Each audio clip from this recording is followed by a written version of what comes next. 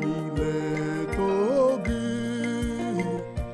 Chineke ka mba niile too gị.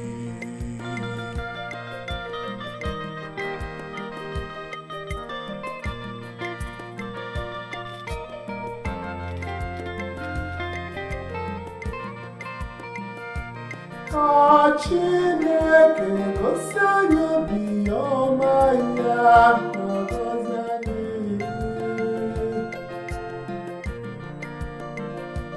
Ka o mee ka ihu ya chakwasị anyị, n'ihi na oge ahụ ụwa ga-ekwupụta ụzọ gị niile, mba niile ga-amatakwa ike nke nzọpụta gị.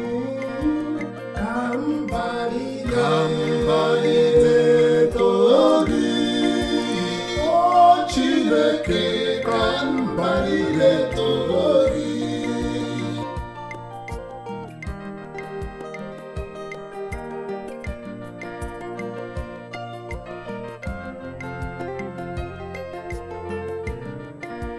Ka mba niile tie mkpu ma kwekwa ụba aṅụrị,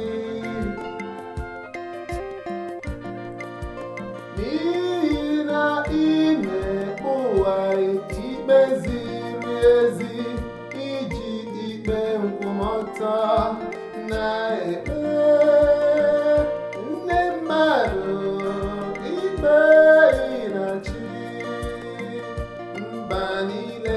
Mba niile dị n'ụwa, ka mba niile too gị, o Chineke, ka mba niile too gị.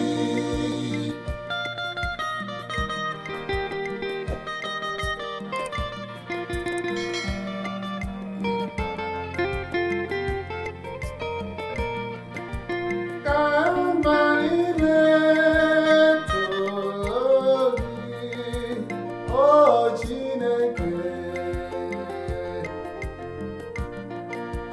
Ka mba niile too gị, ka Chineke gọzie anyị.